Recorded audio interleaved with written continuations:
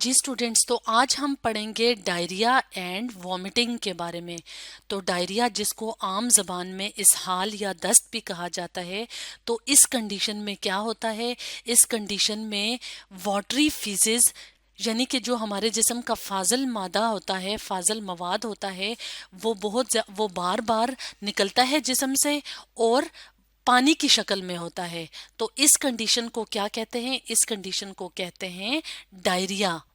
اور وامٹنگ کیا ہے؟ وامٹنگ، جس کو عام زبان میں یا الٹی کہتے ہیں، تو اس میں کیا ہوتا ہے؟ اس میں سٹمک کے اندر جو کانٹینٹ موجود ہوتا ہے، یعنی کہ سٹمک کے اندر جو چیز بھی ہم نے کھائی ہوتی ہے وہ موجود ہوتی ہے، وہ فورسفلی، یعنی کہ بہت زور سے باہر کی طرف نکلتی ہے منہ کے راستے سے۔ تو اس کنڈیشن کو کیا کہتے ہیں؟ وامٹنگ۔ تو اگر ہم بات کریں وامٹنگ کی کہ وامٹنگ کس وجہ سے ہوتی ہے، تو وامٹنگ کافی ساری ریزنز کی وجہ سے ہو سکتی ہے۔ یعنی اگر کسی نے خوراک کھائی ہے اور اس کو اس خوراک کی وجہ سے فوڈ پوائزننگ کی کنڈیشن ہو گئی ہے، تو اس وجہ سے بھی یا وامٹنگ ہو سکتی ہے۔ یا کسی نے بہت زیادہ کھانا کھا لیا ہے، اوور ایٹنگ کی وجہ سے بھی ہو سکتی ہے۔ یا کسی سٹریس کی کنڈیشن کی وجہ سے بھی وامٹنگ ہو سکتی ہے۔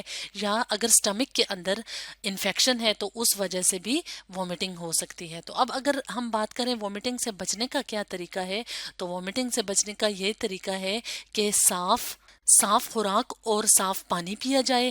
اس کے علاوہ کم کھانا کھانا چاہیے اور جنک فوڈ وغیرہ کو اوائڈ کرنا چاہیے۔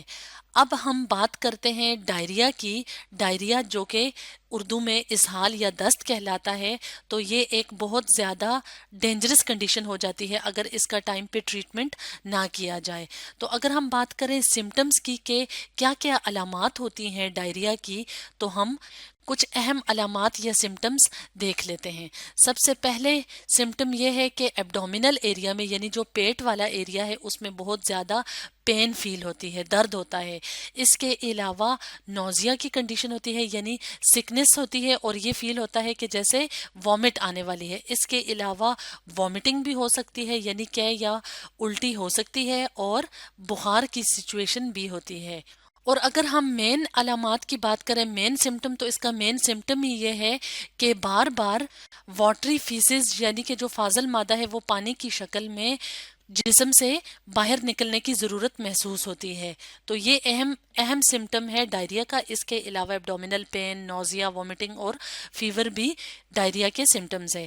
اب اگر ہم بات کریں کازز کی کہ وہ کون سی وجوہات ہیں جس کی وجہ سے ڈائریا ہو سکتا ہے، تو اس کے کچھ اہم یا امپورٹنٹ کازز یہ ہیں کہ جب کولن سے پانی ایبزارب نہیں ہوتا سفیشینٹ کوانٹٹی میں بلڈ کی طرف، تو ڈائریا ہو سکتا ہے۔ اب کولن کیا ہے؟ کولن ہمارے لارج انٹسٹائن کا پارٹ ہے، تو وہاں سے اگر پانی صحیح کوانٹٹی میں ایبزارب نہ ہو تو ڈائریا ہو سکتا ہے۔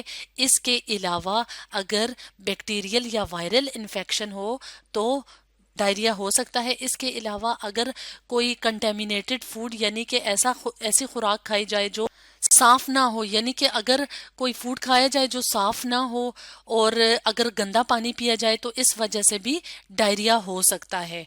اب اگر ہم ڈائریا کے ٹریٹمنٹ کی بات کریں تو اس کے ٹریٹمنٹ میں سب سے پہلے کیا ہے؟ اس کے ٹریٹمنٹ میں اگر صاف پانی پیا جائے اور بہت زیادہ تعداد میں پیا جائے تو ڈائریا کا ٹریٹمنٹ ہو سکتا ہے، یعنی کہ ڈائریا سے بچا جا سکتا ہے۔ اس کے علاوہ جو صاف پانی بہت زیادہ تعداد میں کوانٹٹی میں اگر پینے کے ساتھ ساتھ اس میں سالٹ، یعنی کہ نمک اور شوگر وغیرہ شامل کر دیا جائے تو ڈی ہائیڈریشن سے بچا جا سکتا ہے اور ڈائریا کی سچویشن پہ قابو پایا جا سکتا ہے۔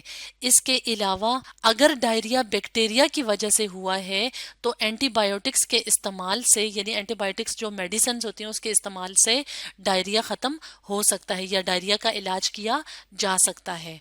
اب اگر ڈائریا سے بچنے کے لیے احتیاطی تدابیر، یعنی کہ پریونٹیو میئرز کی بات کی جائے، تو اگر پریونٹیو میئرز یعنی احتیاطی تدابیر کر لی جائیں تو ڈائریا سے بچا جا سکتا ہے، کیونکہ اگر ڈائریا بہت لمبے ٹائم تک رہے تو اس سے ڈیتھ بھی کاز ہو سکتی ہے، کیونکہ ڈی ہائیڈریشن ہو جاتی ہے، یعنی بہت زیادہ پانی جسم سے نکل جاتا ہے تو اس وجہ سے ڈیتھ کاز ہو سکتی ہے۔ تو اس لیے بہتر ہے کہ پریونٹیو میئرز یعنی احتیاطی تدابیر اپنا لی جائیں۔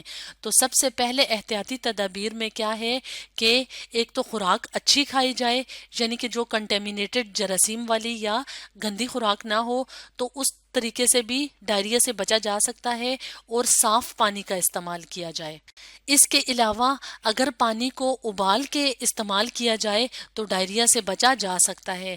اس کے علاوہ اگر او آر ایس یعنی کہ اورل ری ہائیڈریشن سالٹس جو کہ بازار میں ایزیلی اویلیبل ہیں، او آر ایس کے ساشے مل جاتے ہیں، تو اگر اس کا استعمال کیا جائے تو ڈائریا سے بچا جا سکتا ہے۔